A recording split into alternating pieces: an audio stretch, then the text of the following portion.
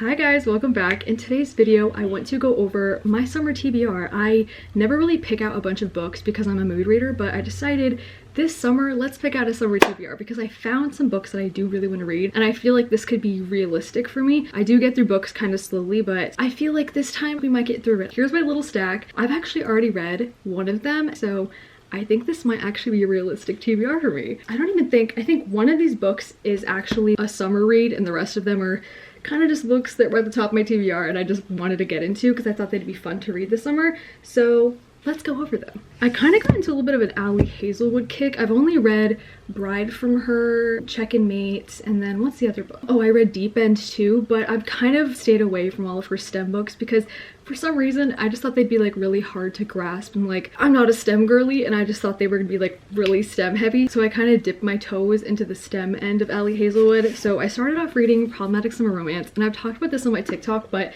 this book is so much better than I thought it was going to be. I don't really know what my expectations were. There's a huge age gap in here that I was like, that's a little crazy, because the girl is 23 and the guy is 38 years old and it's brother's best friend. So he's also like a billionaire too. So like brother's best friend, like billionaire trope, that's like kind of what it's giving. But I didn't really know what to expect of this at all, but it was actually so good. The romance in here was so good. It takes place in Italy and Sicily, I think, if I remember correctly. I didn't know if I was really gonna love the big age gap. I was like, ooh, that's like if I was dating a 38-year-old man. I'm like, okay, it's kind of just like me and Harry dating. Like he's 31 and I'm 23, like it's just a couple more years. But then I was like, that's already an 8-year age gap, and I was like, this, how much was this, 15-year age gap?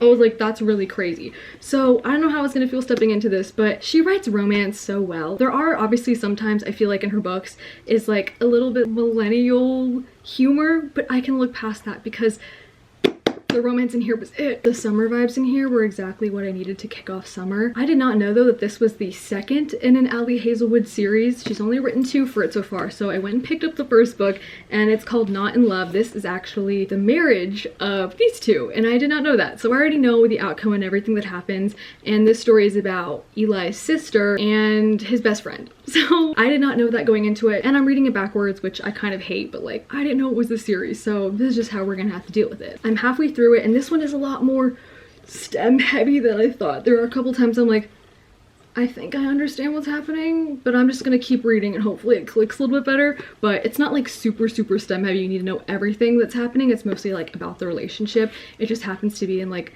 you know, a STEM setting. Rue is testing out different experiments in a lab because she's trying to prolong produce and she's trying to create like a chemical or something for it so that it can have a longer shelf life. That's as much science as I know about it. But I didn't know though that like Rue and Eli were like low-key forbidden romance, enemies to lovers in a way, because she's working at her job, which is like a startup company, and then his company, Eli's company and Connor's company, is taking over and kind of becoming the new CEOs, and Rue's a ride or die for her best friend Florence, who started the company and also hired her along. She's standing with her strong. She doesn't understand why Eli is kind of taking over her company. She thinks that he's the enemy and that he's low-key evil, but you know, she has a thing for him and they keep meeting in the most like awkward scenarios. Fate keeps bringing them together, you know? Even though she's trying to deny her feelings, Eli is whipped though. He is basically already in love with her. He just needs her permission. But so far I'm really enjoying this book, and I love how I'm kind of seeing like the rest of the parts of Problematic Summer Romance. Like I'm seeing the same characters here. This takes place I think like 3 years that this was happening with Maya and Connor, so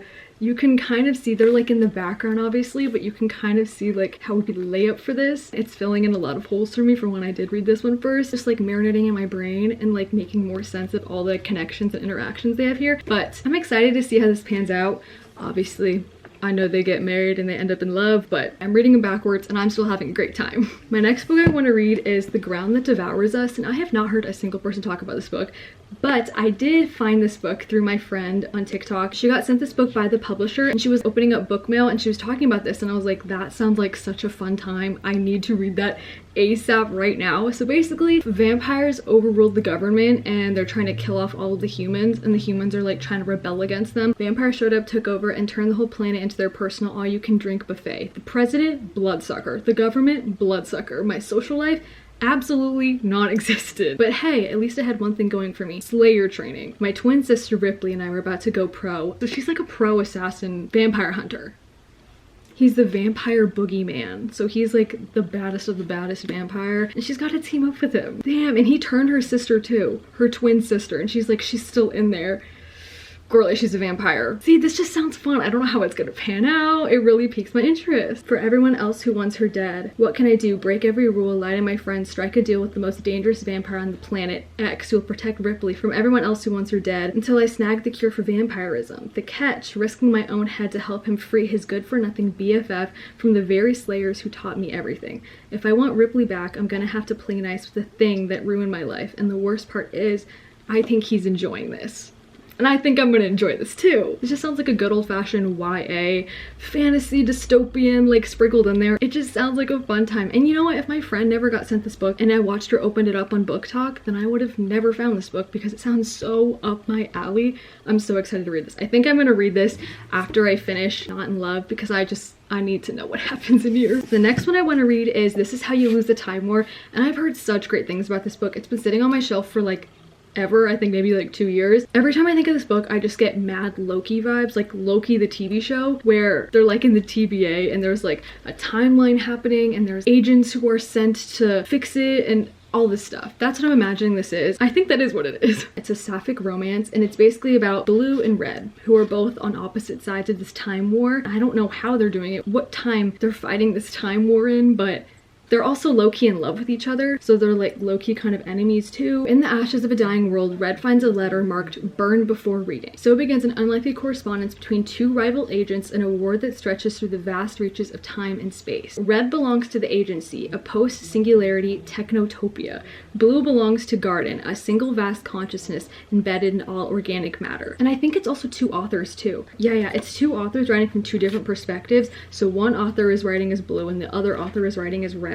I think that's just so cool and so different. I'm in the need for something kind of introspective, but also like sci-fi. I don't know. I've just been wanting to read this for forever, and I think this summer is the time that I actually will sit down to read this. The next two that I have is Emily Henry, Great Big Beautiful Life. I have not opened this yet, cracked this open. It's been, I think, like a month or two maybe since this book got released. I think it's time. I need to read this. I don't think it gives summer vibes, but like, I need to read this. The inside cover of this, the Barnes & Noble one, is so cute. I also do have the Target one. Oh my gosh, I hate saying that I have two copies of the same book, but like, I do have the Target one. Let me get it. I bought the Target one first because I absolutely love the original cover, and I don't know, something about me, like whenever I buy vinyls or I buy books, if there's a different cover variant, I always want the original cover because I feel like it was the original piece that it was intended to be, and something about it, I don't know, I always want the original artwork for it. So I love this copy, and I love the inside of it too. It says, "Welcome to the Great Big Beautiful Life." Absolutely love that, and it's red.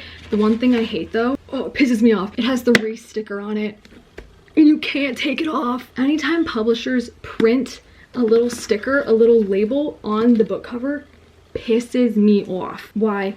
Why on earth would you do that? I have other books that have like the Netflix sticker on it, I don't know, Good Morning America on it. You're kidding. It's the worst thing ever. So I had this book and I was planning on returning it so that I could buy the Barnes & Noble copy, but I forgot, or I was trying to decipher which one I actually liked better, because I do love this one. And I was like, you know what, I'm just gonna keep this, and then I was gonna return this, and I just ended up not returning either of them. So now I have two copies and I've never even read the book. This is such a me issue. I don't know what's wrong with me. Don't get me wrong, I do love this cover. I just, once again, I love original covers. I just hate the Reese sticker. But anyway, I've heard some mixed reviews about it, but when the book finally did get released and it wasn't just people who were reading ARC versions of it, they said they truly did love this book. And it was kind of, the subplot was romance, but the main thing was women's fiction. And I feel like that's always what you get with an Emily Henry book, and that's why it's so good. She knows how to write romance, but there's also so much detail into the characters and backstories, and they're so multifaceted, and it's just, I just love her so much. I will read every single book that she comes out with, so I can't wait to crack open one of these. I was telling my mom, I was like, we should buddy read this together. Even though she doesn't really love reading like I love reading, I was like, girl, I have two copies. We can buddy read. I've also heard that this is very heavy on like mother-daughter relationships, and my mom and I have such a good relationship. She's literally my best friend. I love my mom so much, and I just know that that topic is gonna like tear me to pieces. I'm probably gonna cry while reading this. So many people have. I think I will be one of those people that bawls while reading this. I know that everyone probably knows what it's about, but it's about two authors who go to this woman's house to write, I think, a biography for her, but they both don't know that they got sent there and they want to both have theirs picked up. It's kind of like which biography is better and which writer will win. So they're in close quarters. They're gonna be at this woman's house. There's gonna be a romance. I'm excited. The very last book that I have is Exquisite Ruin. Once again, I haven't seen anyone talk about this book, but these sprayed edges, when I saw them at Target, I was like, I may have to pick that up. It's basically about this girl who gets thrown into this deadly maze. She wakes up in the middle of the maze. She doesn't know how she got there. She has no memories about anything prior to it. But she also finds out that she's in this maze with this dangerous immortal demon. So they need to team up to get to the center of the maze and defeat the monster that's in there so that they can get out. But it's close quarters. They have to work together.